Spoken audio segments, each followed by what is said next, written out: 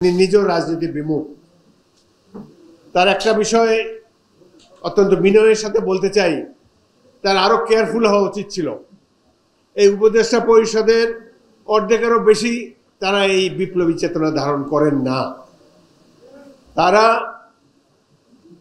সামাজিক পরিচিতির কারণে বা ইউনূস সাহেবের সাথে নৈকট্যের কারণে রাষ্ট্র পরিচালনার দায়িত্ব পেয়েছেন, কিন্তু এদের অনেকেই শেখ হাসিনার সহায়তার তালিকায় ছিলেন। তারা আগের সরকারগুলোকে সাহায্য করেছেন, 111 সময়ও করেছেন। এই কালকেও টেলিভিশনে দেখলাম একজন উপদেষ্টা ইউটিউবে দেখলাম কিভাবে প্রশংসা করেছে শেখ হাসিনার। মনে হয় যে এরকম নেতা নেত্রী আর বাংলাদেশে আসে নাই। এদেরকে কেন আপনি উপদেষ্টা পরিষদে স্থান দিয়েছেন? আর একটু সময় নিয়ে প্রকৃত দেশপ্রেমিকদেরকে নেওয়া উচিত ছিল। একজন শেখ হাসিনার অ্যাম্বাসেডর, গতকালকেও অ্যাম্বাসেডর ছিল, রাষ্ট্রদূত, তাকে ডেকে এনে সরাসরি উপদেষ্টা পরিষদে দেওয়া হয়েছে। পার্বত্য অঞ্চলের লোক এখানে বসে আছে মনীষ দেওয়ান, তার বক্তব্য, চমৎকার বক্তব্য রেখেছেন।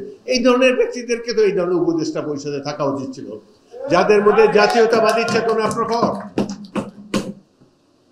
আমি অনেক চাকমা নেতাদেরকে চিনি, মনীষ যেভাবে বলেছে এভাবে কারো মুখ থেকে শুনি নেই। এটা হলো প্রকৃত দেশপ্রেমী, তারা বাংলাদেশকে ধারণ করে।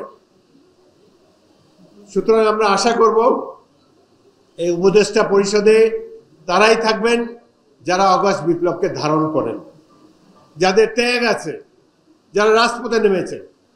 ইশতিয়াক আজিজুল ফত এই পরিণত বয়সেও 40 জন মুক্তিযোদ্ধা নিয়ে শহীদ মিনারে মিছিলে গিয়েছেন।